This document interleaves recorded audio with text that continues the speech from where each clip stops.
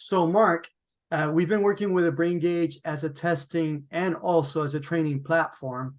And one of the areas that we're really collaborating on is actually brain fitness.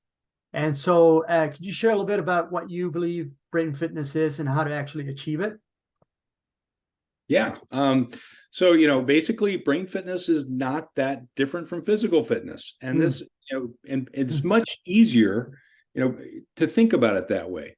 There are many parallels between brain fitness and physical fitness. And, most people understand if you talk about brain anything, you see a lot of people glaze over and get this like, yeah, I don't, it's confusing. It's inside this little box on top of my shoulders.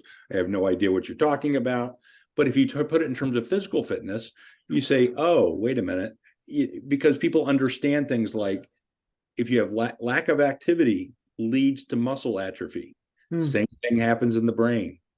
If parts of your brain are not active, they shrivel up and die. Exercise and activity promote fitness. They promote physical fitness and they can promote brain fitness.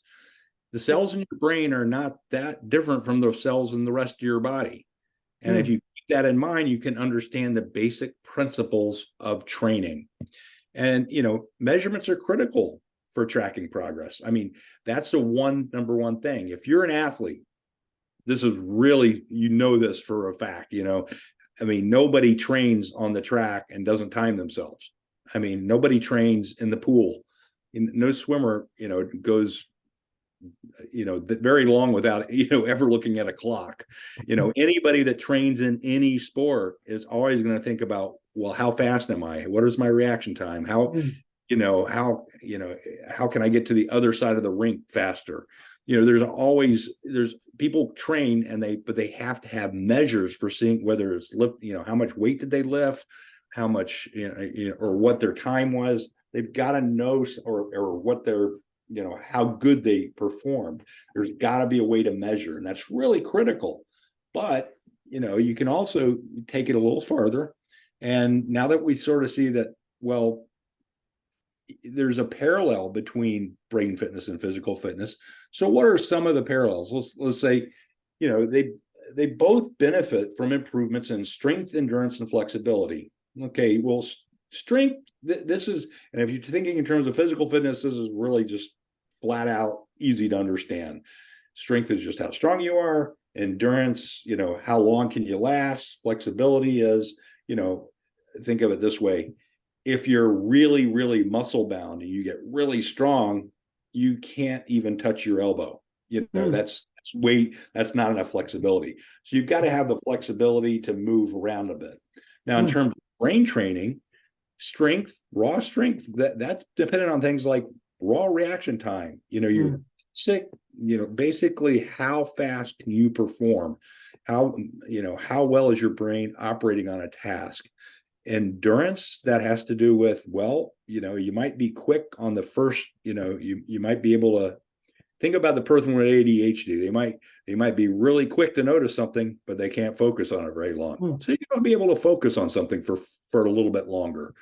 And flexibility, well, that's basic plasticity of the brain. That's, how quickly can you adapt to your environment? How quickly can you adapt to new situations? And so in the brain gauge, we basically have developed, we have measures of all these things, and we also have training platforms for these mm. different things, or training tasks for each of these. And, So, and, and Mark, I should say that as far as I know, the brain gauge is the only platform that actually allows you to bulk up the myelin, which is the membrane around the neurons, right?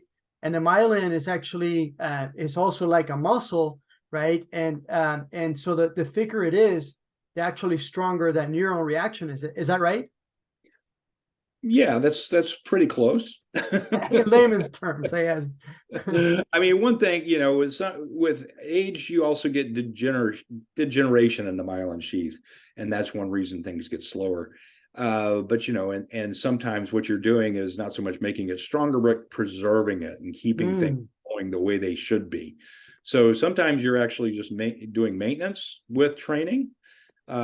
Just like, if you take an old person who's 90 pounds, and every time they step off the curb, they're going to break a leg, and you put them in the weight room, bulk them up to 150 pounds, and all of a sudden they're walking, running, whatever, and they're not going to, you don't have to worry about them breaking a hip. Well, So it's analogous to that.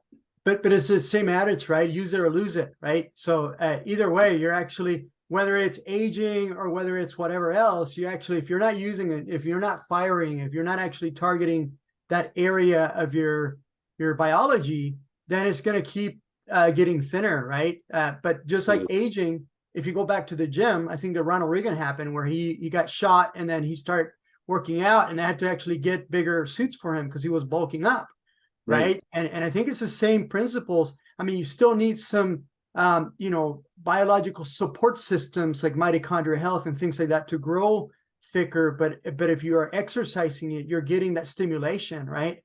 And you're growing. Yeah. Yeah, that's right. So, and that'll conclude this topic for today. Well, before we do that, I just want to mention that that also, as far as how we've applied the brain gauge for strength, endurance, and flexibilities in our programs, what we've done is we actually have the brain gauge to measure the actual functions and train the functions, but we've also added a layer into that where we train the brain metabolism. So through things like photonics and other therapies to help to increase the mitochondrial health, and then from there also increase the oxygen and blood flow into the brain. So as we're going through, if you're thinking about it as a muscle, you also need, the muscle blood flowing through that. So what we're finding, we're combining the brain gauge along with these other modalities that stimulate the blood flow and also train the blood flow and even the fascia. Then we're actually able to get exponential results and proven improvements in functionality. So for us, it's been a game changer because the brain gauge is quite literally like an fMRI, only we don't have to go and spend $3,500 per sample. And we can do that on a regular basis, but it's also a training platform. So we're really getting fantastic results. And these are really at the core of the strength, endurance, and flexibility, whether you're a professional athlete or a regular athlete, along with somebody who's actually recovering from any of these other health challenges like dementia and Alzheimer's and things like this, right? Or traumatic brain injuries. It's critical to train this strength, endurance, and flexibility. And we've played around with all kinds of different devices here in brain mechanics, and we have not found a platform that allows us to do what the brain gauge does. So I would highly encourage anyone to give it a try and incorporate it into a comprehensive holistic program. Yeah, thank you. All right. Thanks, everyone. All right. Cheers.